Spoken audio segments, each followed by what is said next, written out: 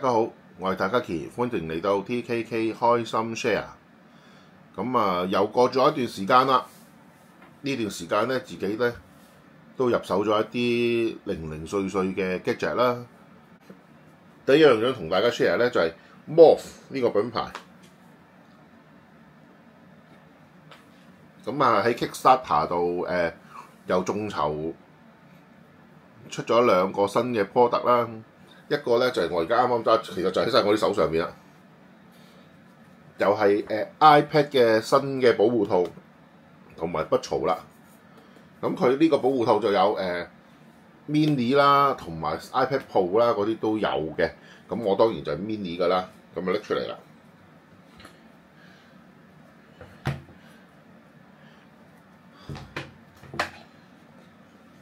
首先咧就係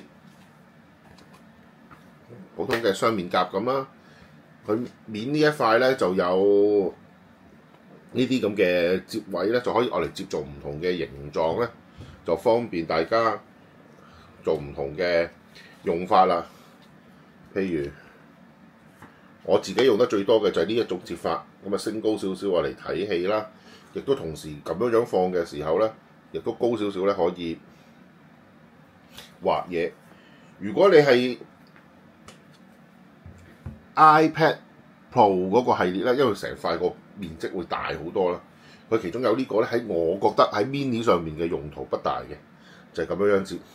佢呢度咧仲有少少磁石位，同埋咧，如果大家睇近啲，佢暗花度咧有個長方形代表部 iPhone 嘅。咁因為成個面積比較細啦 ，mini 個用途就唔大。但係如果你係 iPad Pro 嘅話咧，呢個位個角度會仲好咧，就啱啱好可以動部手機喺度。佢嘅原意就係你好似我而家咁打平斜喺度，對住個 iPad 啦，上邊咧就動埋部電話，咁就一次過做嘢嘅時候可以望埋。所以佢呢一個咧係一個幾好嘅設計嚟嘅，佢有諗到唔同嘅變形嘅方法。咁第二個 product 咧，同埋一齊出嘅咧，就係呢一個放筆嘅槽啦。咁你有用 Apple Pencil， 你就可以另外買啦。唔係嘅，你可以唔需要。咁因為咧，佢呢一個新款嘅套咧，我自己覺得其中一個好嘅設計就係 iPad Mini 嘅套或者iPad Pro 嘅套好多咧，一係佢就現成有咗個筆槽，一係佢就冇。冇嘅話咧，你就咁黐上去，有陣時好容易就甩咗。預先有你唔帶筆嘅話，或者你唔用筆咧，佢就多咗條邊，又好似唔好咁。呢個就可拆卸式嘅，大家睇下，我已經拆咗個筆槽咧，大家其實咧唔係好覺個有啲咩虛位嘅，但係其實咧，如果你未貼上去咧，你會發覺呢度見到啱啱好一個框位，有埋啲嘅，就啱啱好咧，其實就對應咗呢個筆槽嘅。呢個筆槽咧就金屬噶啦，同埋咧呢度有刻度，你拎出嚟可以當間尺嘅，有需要嘅時候，咁就啱啱好對應個位咧，就褪好咗咧，就唔會移位噶啦。咁同埋咧，佢預咗咧係有少少嘅空位嘅，即係呢個筆槽咧唔會好緊好 fit 嘅，所以好似我呢支 Apple Pencil 貼咗貼紙都仍然好咁樣咧，放入去咧係唔會頂住嘅，即係唔會話要夾硬塞先塞到入去，咁仍然都係好 fit 嘅。咁當然啦，一擺上去就當然可以繼續插到電啦，個位置係啱啱好噶啦。咁呢個咧就係我第一樣新入手嘅 gadget 啦，就係一個新嘅 iPad Mini 套加埋佢個筆槽。好啦 ，iPad 嘅配件同大家分享完咧，就講翻部 iPhone 啦。咁大家都知道我之前咧就入手咗嗰套 Virtual Camera Case 啦，扮相機呢個 case 啦。咁佢喺呢個扮相機嘅道路上咧，就越走越遠啦。第一個想同大家講新入手嘅咧，都係同一個牌子 Fotogear 嘅三腳架 MagSafe 三腳架。咁佢同一般三腳架有咩最大分別咧？有3樣嘢啦，喺呢個腳架上邊，我覺得係同普通你就咁買唔同嘅。第一，有個 close 位，有必要如有必要呢、個可以 close 位可以加嘢上去啦。二有呢啲螺絲位，咁亦都可以上嘢啦。第三就係呢個啦，多咗呢個勾。咁大家都知道之前 PGYTech 出過一個俾相機用嘅腳架叫螳螂啦，咁啊亦都係賣點就有呢個勾，就係可以喺啲牆度咁樣扣住嘅時候，一勾住個牆呢度一撐，就可以掛喺啲牆邊嚟做支架，就係咁樣用啦。咁呢個咧就係我入手嘅原因啦。咁佢好多位都做得細，當然一分錢一分貨，咁成嚿水先至買到嘅腳架，同普通嘅有啲咩唔同咧？喺啲做工上，第一佢會喺呢隻腳中間呢隻腳兩邊加咗磁石啦，呢兩隻腳呢度都有啦。咁有咩好啊？就係當大家有時用得耐，呢三隻腳接埋嘅時候唔會掉揈啦，因為佢會磁實。咁啊變成仍然都係一塊板，跟住呢啲架位咧就係六角匙嚟嘅，咁佢亦都有條六角匙仔俾你，咁鬆咗可以扭翻緊啦。咁啊整體上個緊實程度就係有陣時就係佢個做工就會靚仔啲啦。第三咁啊當然呢啲位多翻啲防滑膠啊之類，咁就係少少做工上邊嘅心思啦。除咗呢個腳架仔之外咧，我亦都再買咗一個新嘅鏡頭啦，就係一個 for Tele 用嘅 2X 鏡頭。咁但係咧我就唔係買翻佢個第二代系列啦。咁但係第一代之前買過第二代系列就黑色啦，呢個咧有少少就係貪靚仔嘅。再咧就佢另一個系列就襯翻嘅，叫做 Retro 懷舊系列，就似大家一睇就知㗎啦，啲懷舊機嘅鏡頭個樣。第一細支啲，第二幾靚仔。係啊，純粹為佢個靚仔埋單。咁呢支鏡頭咧就2倍 2X 鏡，咁睇下你插落去自己邊個度啦。佢一樣係 T 卡扣，咁喺呢個相機殼個基本個主鏡頭同埋個 Tele 鏡都可以插咗落去嘅。咁個 Tele 位本身係5倍，咁再加埋呢個就可以變做10倍啦。咁啊上上去俾大家睇下啦。咁佢由於都係 T 卡扣咧，就好簡單嘅啫，一對啱嗰個位插入去，一扭搞掂，係啦。咁呢一個鏡頭咧，其實咧仲有有個配件俾大家揀嘅，咁就睇你嘅需要，就可以加呢個 Macro 嘅鏡嘅。咁加咗 Macro 鏡就其實就係放大咗之後方便到大家對到焦啦。咁啊一塊。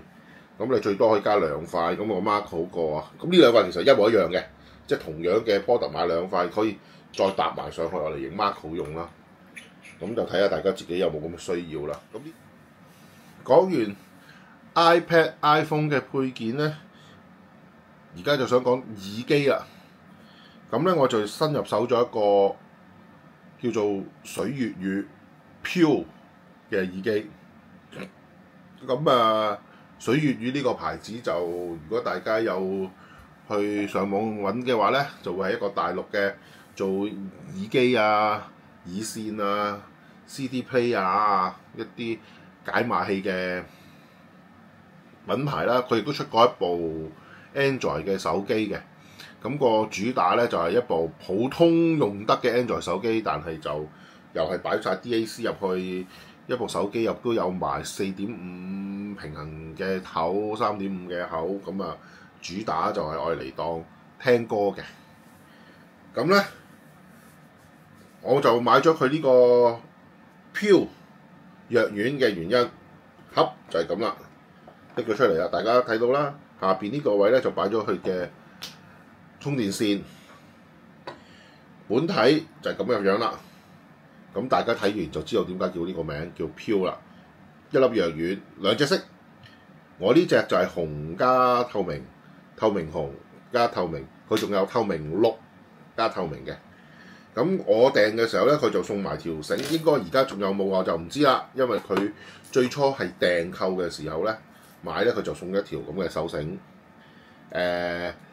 有紅色有綠色，咁我紅色機就送紅色啦，綠色機就送綠色啦。咁喺呢粒藥丸個 case 嘅顏色呢邊咧，其實有個窿嘅，就可以穿手繩吊住。不過我自己就冇啦。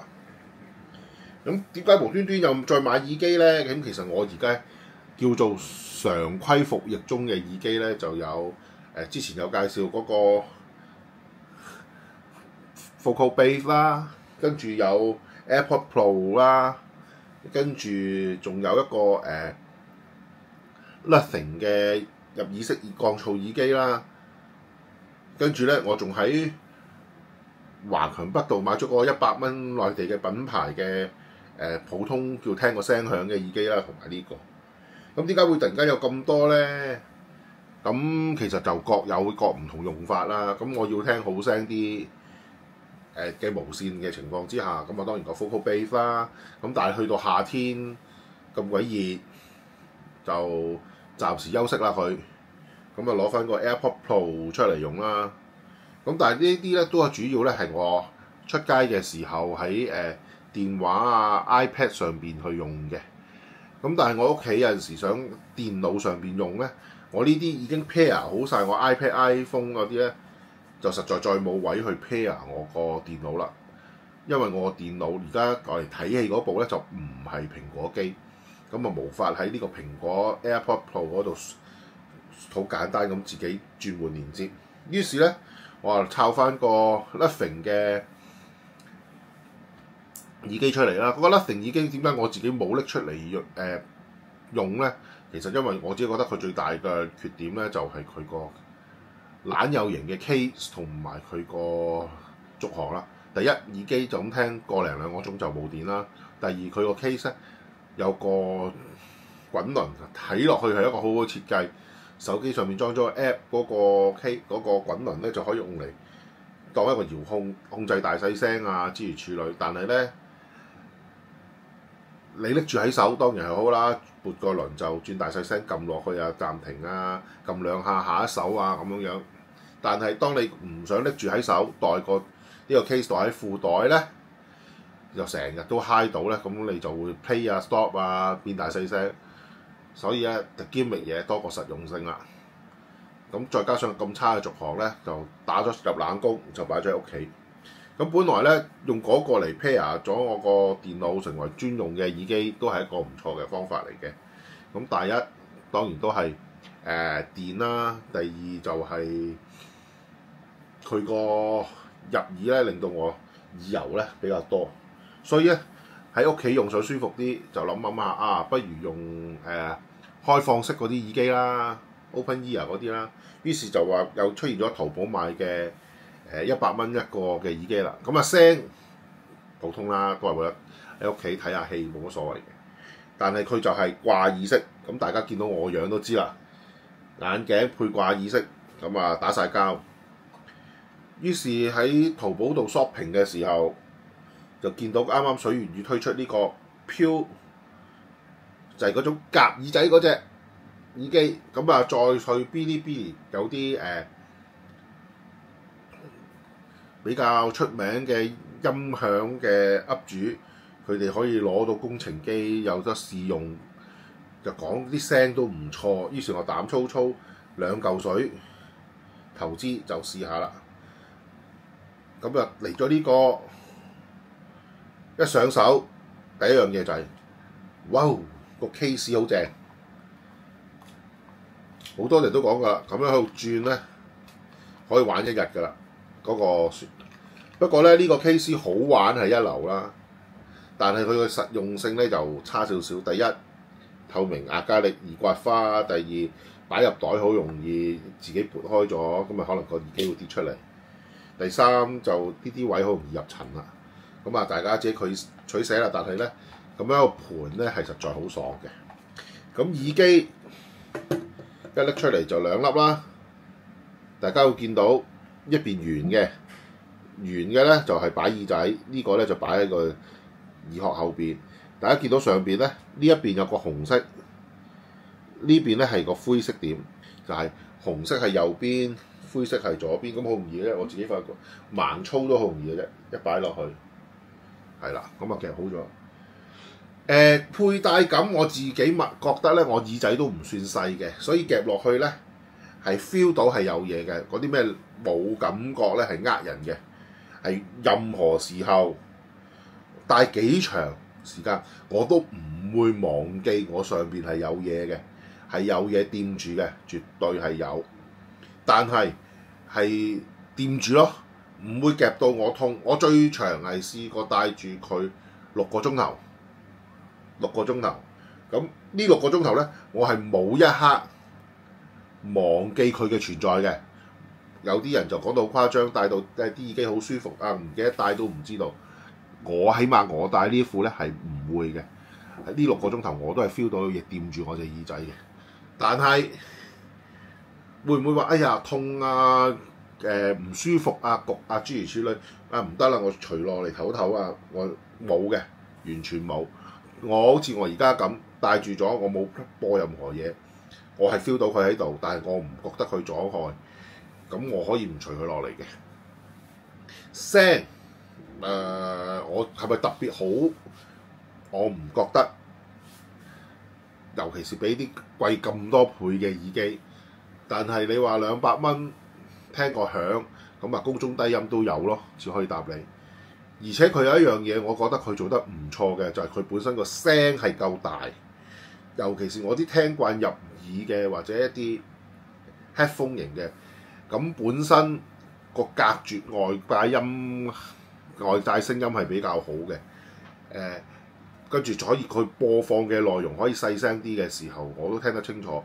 變成咗 open ear，譬如我去搭地鐵翻工嘅時候，我戴住呢一個耳機咧，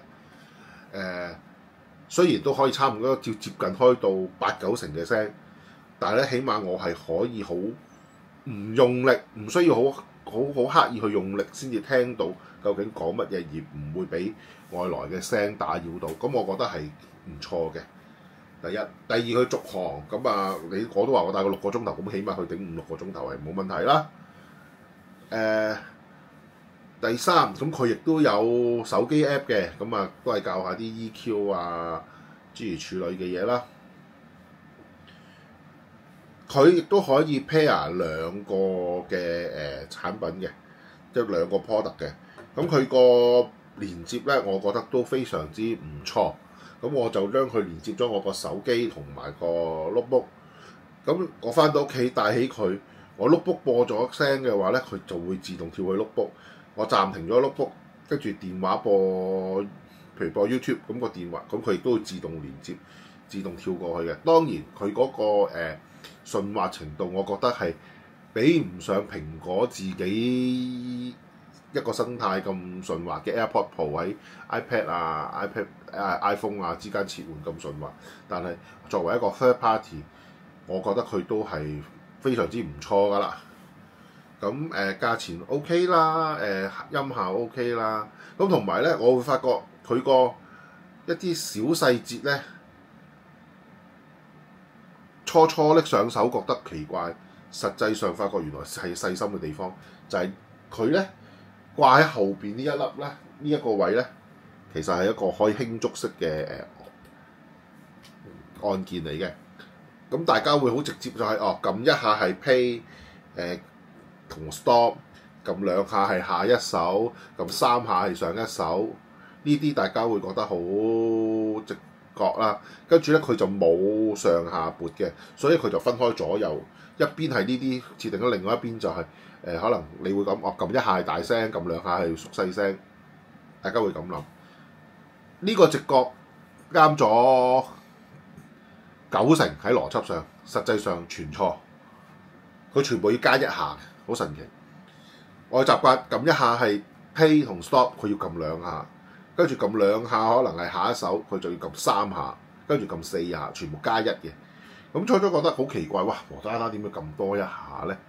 但係到實際上用咧，我發覺原來呢個咧就係佢個非常之好嘅諗法，就係當我戴住個耳機有陣時想喐一喐啊，或者始終啲聲差少少喎，喐一喐啊。佢呢個掣咧係非常之敏感嘅，一掂就中㗎，一掂就中，好輕力一掂就中。所以如果只係1下就操作咧，咁你就成不停咁 play stop 㗎啦。所以佢特登加多一下就係保險啲。因為我譬如我要調校，我隻手一掂上去，你會聽到其實我自己都聽到得一聲，就真係已經揩到個掣。